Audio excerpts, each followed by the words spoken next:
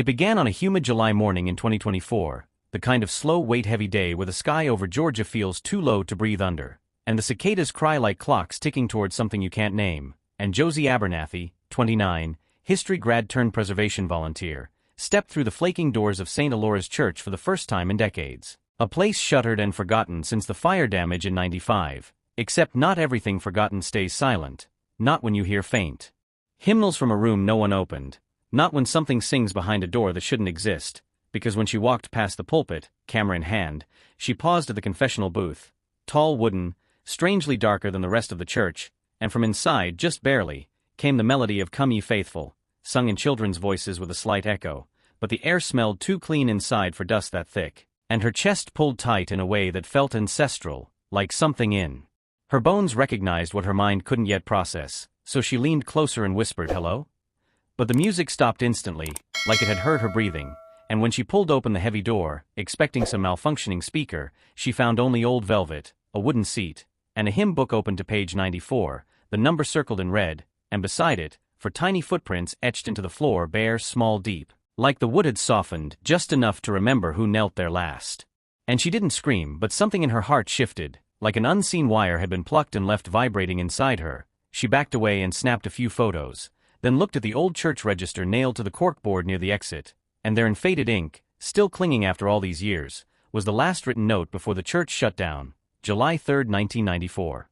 Whitlock family present, Abraham, Evelyn, Nora, Samuel, for names written in the same hand as all the others, but they were the last ones, no line beneath them, no sermon logged after, just blank sheets curling at the edges and one rusted pushpin holding the memory in place, and Josie, curious by trade and obsessive by nature, searched them up later that night, fingers flying over her keyboard, until she found a missing persons flyer so old it looked like paper skin. The headline read, "Family of 4 disappears from Sunday Mass," and the article detailed that they were seated in the last pew, seen entering the church, but not leaving, no signs of struggle, no witnesses, and oddly, no real investigation followed, only a few local murmurs, a note about a priest resigning 2 weeks later, and then, silence, like the church itself swallowed the event and moved on, and Josie, heart-racing, dug deeper, visiting town records, calling archivists, cross-referencing newspaper, microfilm until she found something even stranger, a note tucked inside a budget meeting ledger from September 1994, reading,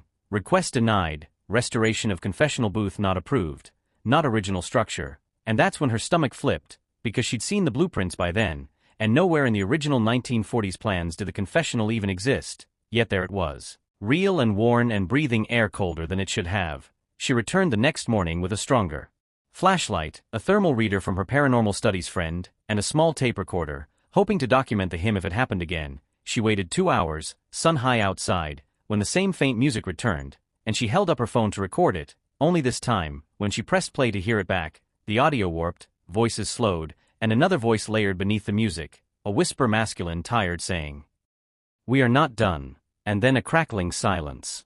The kind that feels like a vacuum in your chest. She stepped back but found something new beneath the booth, a single black and white photo, perfectly preserved, showing the Whitlock family standing inside the church, dated 2 weeks after their disappearance, and Josie's knees buckled slightly as she realized the shadows in the photo didn't match the lighting, that one of the children's eyes had been scratched out in ink, and Evelyn Whitlock's face seemed wrong, too elongated, her smile too straight, and behind them, a window that didn't exist in real life, showing a sky she didn't recognize, and Josie, trembling, shoved the photo into her bag and ran out of the church, not knowing that inside the sealed booth, now fully shut again, the hymn had resumed, louder than before, and something pressed once, softly, against the other side of the wood, and in the shadows behind the stained glass, a reflection watched her go, mouth moving in silence, forming the words of a song that hadn't been heard in 30 years, a song that once lulled the Whitlocks into the dark, and was now calling someone else, someone curious enough to listen, and maybe step inside.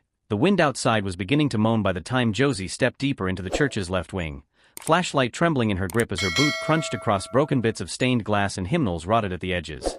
The air colder now, not just from time or decay, but something else, something pressing and heavy, that clung to her breath and made her ribs feel tighter with each step. She passed the altar, still draped in the tattered remains of white cloth, candle holders rusted and waxless, and paused near the side stairwell where a carved wooden sign still read Choir Loft, staff only, its letters scratched into silence. She lifted her recorder and whispered, still no sound except, It's like pressure, like being underwater. But as she turned toward the steps, something made her stop. Not a noise exactly, but a vibration in the floor, a subtle hum beneath the soles of her boots like the church itself was exhaling. She raised the recorder again, but this time it squealed in feedback, a low burst that made her flinch, then immediately cut out, dead, and then came the singing, faint at first, like it had slipped through a crack in time, a child's voice humming a hymn she didn't recognize, soft and distant but definitely there. Coming from beneath her feet, from under the floorboards near the pulpit, she dropped to her knees and pressed her ear to the wood, heart hammering, and heard it again. Not just one voice but two, no, three, rising and falling in strange, slow harmony, all off-key, all slightly out of sync with the natural world. She yanked back, heart in her throat, then reached for the nearest pew, climbing up and scanning the church interior again, but nothing had changed, and yet everything felt changed, as if the air had shifted, the wood darker, the dust older, the silence after the hymn worse than noise, and just as she was about to step away from the pulpit, a loud crack echoed behind her. The confessional door, the one she'd left closed, was wide open now, the velvet curtain torn and swaying slowly like someone had just passed through. She ran to it, swept her light inside, and saw nothing but dust, yet written in the grime on the inner wall, as if traced by a child's finger, where the words were not gone, just behind, and the name Evelyn was etched into the wood over and over, scratched until the name bled into itself. Then suddenly, the sound came again, a single chord on the church organ. Impossible, because it had long since rusted and fallen apart. But there it was, echoing through the walls, vibrating through her bones, and in that instant she saw something through the stained glass near the ceiling.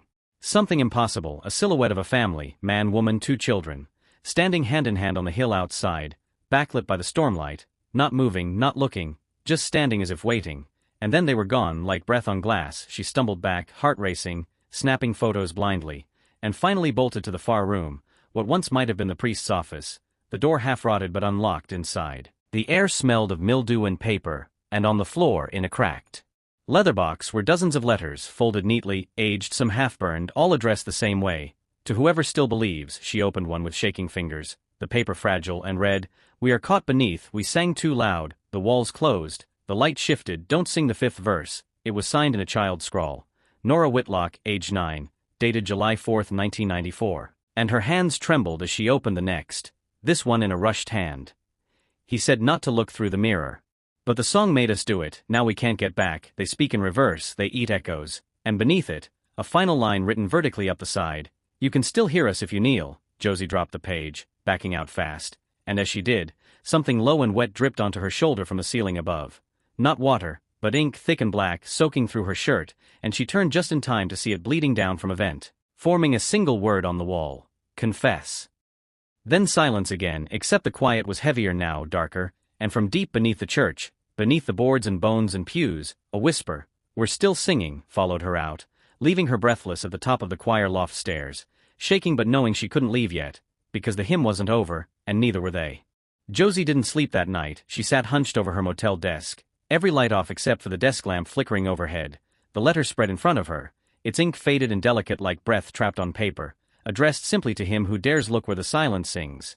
No name, no date, only a plea etched in hurried scrawl. "We didn't mean to stay, we were made to. The hymns were our sentence, the booth is not a booth. It's a door that sings backwards, and we are still inside."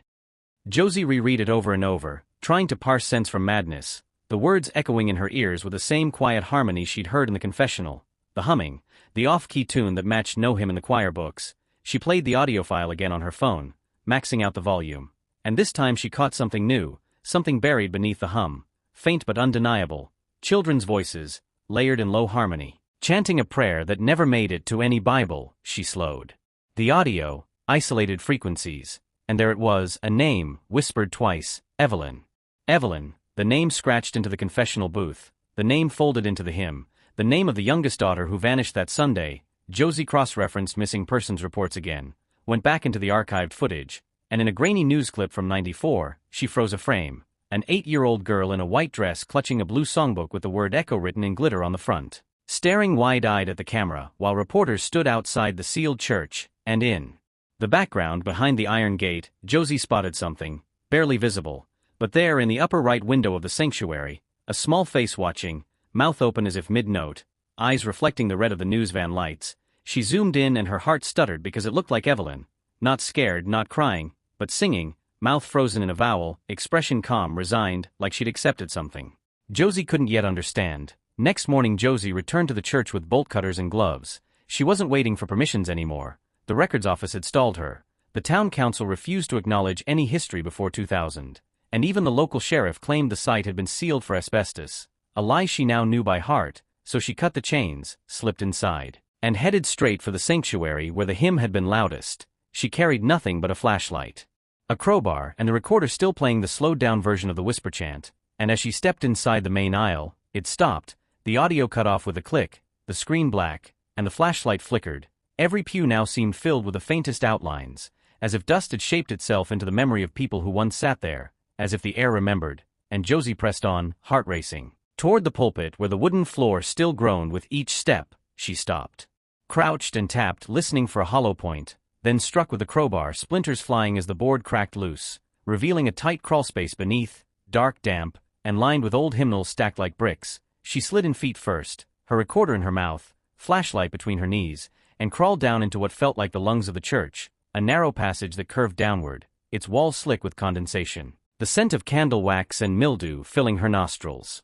Until she emerged into a hidden chamber no larger than a small bedroom, and there, lit by a flickering oil lamp somehow still burning, stood a mirror that wasn't a mirror, a flat black panel mounted into the stone, with fingerprints smeared across it in patterns like musical bars, and below it, carved into the rock, the phrase, "Those who sing cannot scream." Josie stared at her own reflection, or what she thought was her reflection, but the woman staring back had dry blood down her cheek and eyes.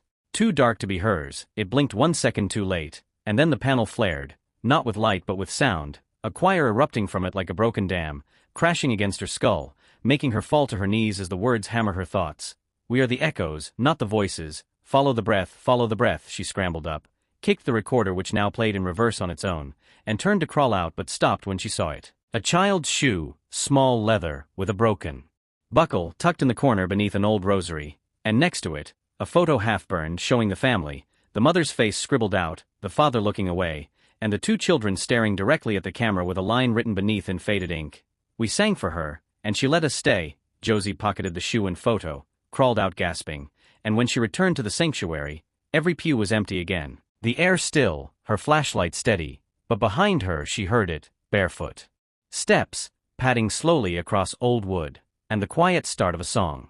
The smell of stone dust and something older than mildew clung to Josie's clothes as she backed away from the panel, her flashlight catching glints of old metal embedded in the stone behind it. The black panel wasn't glass. It was something else, not a mirror but somehow reflective, and the more she looked, the more it seemed to hum with something low and internal, like it was remembering sound. She pressed her palm to it and it was warm, pulsing faintly, then a sudden jolt of cold air shot through the room and she heard it again, not in her ears but behind her ribs, the faint ghost of a children's choir, singing "Nearer, My God, to Thee," a verse in a voice that cracked like a child trying to stay brave. She stumbled back, dropped her flashlight, and it flickered wildly before settling on a small alcove behind the wall where a recess had been carved, and inside were dozens of cassette tapes, neatly labeled with names and dates, all between April and June of 1994. Her hand trembled as she pulled one labeled Sunday, May 22nd Final Rehearsal, and she didn't even wait to leave the crawl space. She grabbed her old Walkman from her satchel, clicked the tape in, and pressed play. Static for a moment, then voices. Children warming up their voices, laughing faintly, then a man's voice cutting in, eyes closed. "Focus on the sound within. We must be perfect this time. The passage must stay open." Josie froze, then the tape garbled and played what sounded like reversed audio. Layered beneath the hymn was a faint screeching noise, like dragging metal, and what sounded like screaming children whispering in unison. "Don't forget us," she yanked off the headphones, heart hammering, then crawled back up to the sanctuary. But when she emerged, the pews were different, pushed in, angled toward the altar like they had been used recently. And on the altar was a freshly burned candle, still smoking. Though she had locked the door behind her, and her phone now showed no service, not even emergency signals, she rushed outside but the sun was wrong, too low for what should have been noon, and the trees seemed closer to the building than before, warped somehow, as though the geometry of the place was shifting. She drove away fast, speeding back to her motel, but when she reviewed the footage from her hidden lapel mic, the tape only played white noise. No voices, no choir, no whispering, nothing. Except one brief frame of audio that triggered at 18 minutes and 12 seconds in, where a young child's voice clearly said, "They moved the door. Find the red room." That night she couldn't sleep, She kept seeing the panel in her dreams, pulsing like a heart, and a reflection showing not herself but a church full of pale children with hollow eyes and mouths open in silent song. Next morning she drove to the Historical Society archives across town and asked for any blueprints of the church building before 1994. The old archivist, a woman named Maura, hesitated, then asked Josie to come into the back room, where she rolled out a giant set of plans across a long oak table and pointed to something unusual. The church had been remodeled in 1993, a full year before the family disappeared, and originally, the choir chamber had connected to a second underground space, something simply labeled Red Confessional. A room now sealed in. Maura said she remembered the day they sealed it off, said men with no parish affiliations came and ordered everything behind that room to be walled off and blessed in silence. She called it the quieting, and that it was never spoken of again. Josie knew now that this red room was the center, the source, and if she didn't find it soon more would disappear, because the last tape she'd found, the one from May 22nd, had one final line buried in its final seconds, warped but legible. The bell tower tolls when it begins again. She replayed it 6 times, each time. The air in her room growing colder, until the walls themselves seemed to murmur with faint, dragging voices. Josie returned to the sanctuary alone before sunrise, the air heavy with that strange heat again, though the outside world had cooled overnight, as if something beneath the church radiated warmth only she could feel now, as if something alive was breathing just below the stone, and when she stepped across the threshold, the lit candle was gone, but melted wax remained, pooled at the base of the altar like a quiet accusation, and on the far pew, someone had scratched words deep into the wood, "Don't sing back," for letters dug so deep they bled splinters. Her breath caught as she moved closer and saw what looked like old fingernail scratches beside the message, and then she heard it again, faint like a sigh carried through pipes, or wind that knew how to hum, and she followed it, not up this time but down.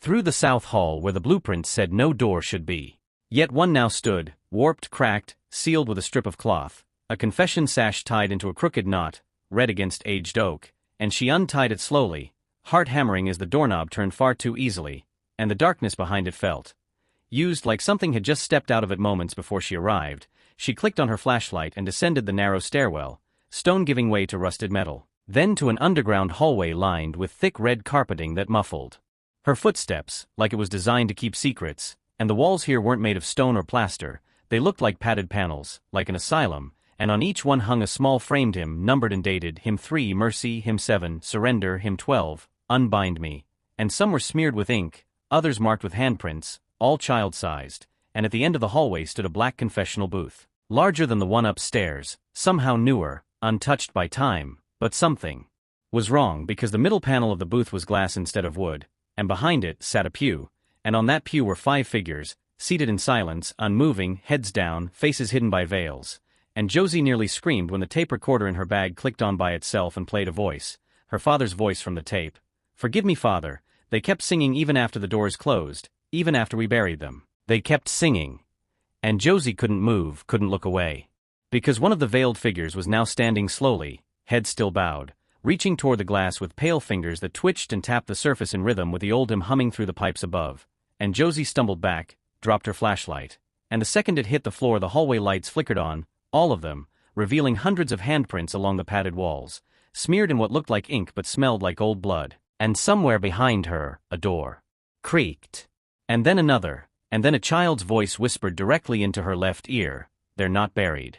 They were shelved, and she turned but no one was there, only a warmth near her cheek and a string of breath across her neck, and she ran back up the stairs, but the door at the top slammed shut as she reached it, and the whisper came again from behind the wood, "You brought the key, Josie," and then silence, utter and complete, until the lights went off, and something thudded heavily against the door from the other side, and again then again. And with each impact, a different voice called her name, soft and wrong, Josie, Joe, child, daughter, until one voice said, calm and crisp, "We waited until the right blood came back," and she collapsed against the stairs, shaking, then grabbed the flashlight, clicked it on again, and turned to see the hallway now stretched longer, the confessional no longer at the end but just beginning, and above it all faintly, the church hymn began playing, not through the pipes, but through a speaker embedded in the ceiling, distorted and looping, and with each chorus, the hallway stretched further, like a tunnel pulling her inward, and her phone buzzed once, a single message from Maura, "Get out."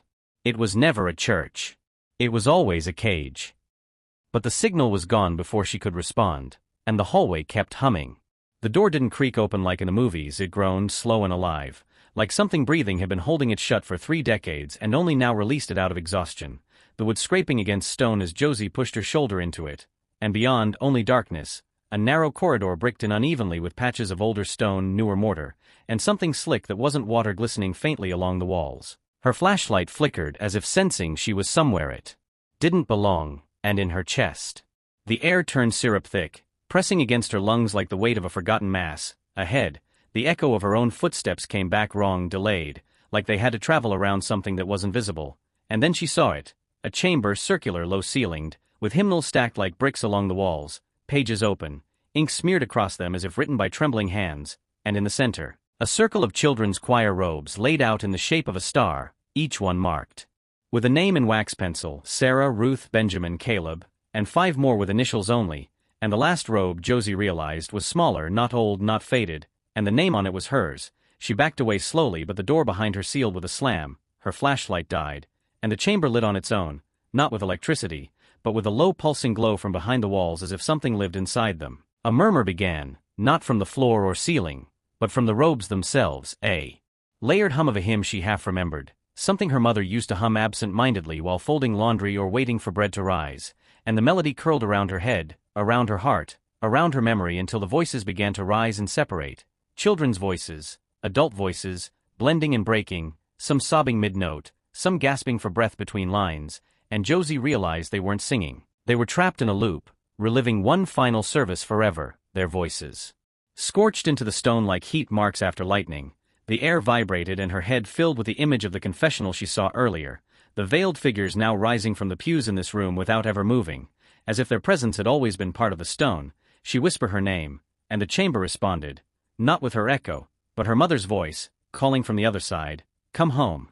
And Josie screamed, not in fear but fury, demanding answers, demanding why this place, why these walls, and the hymn stopped, just like that, cut off mid-note, and in the silence, a single panel of the wall swung open, revealing an old wooden table, lit by candlelight, where a recorder sat, reel spinning slowly, tape running, and she played it, listening to her mother's voice from 1994, giving a sermon not about God but about sacrifice, about echoes being the soul's way of screaming when no one listens. And Josie heard the names, all of them, heard her name, and then a final line: "We are bound not by sin but by silence," and the tape snapped, smoke curling from the machine, the candles extinguishing themselves one by one, leaving her in pitch black as something brushed her hand, small, cold like a child's fingers, and the wall behind her opened once more, but this time she didn't run. She turned, walked slowly, as if drawn, and emerged not back in the hallway, but in the church's main sanctuary, now abandoned, pews collapsed, sun rising through the stained glass windows in fractured colors, and outside, the street was still, the town unchanged, and she looked at her hands, ink-stained, blood-streaked, holding the same hymnal her mother used to read from, the cover engraved with initials she now knew too well, and as she walked down the church steps, the bells rang, though no one pulled them, and from the confessionals behind her, a single final note echoed and then fell silent forever, and Josie drove away without turning the radio on, her mind a storm of memory, grief, and something deeper, resolve, because she knew now this wasn't just about her family, it was about the others too, all the towns, all the churches, all the hymns no one questioned, and the sealed places no one dared open. She would find them, every last one, and make them listen. If this story haunted you even half as much as it haunted me writing it, please like, subscribe, and share it with someone.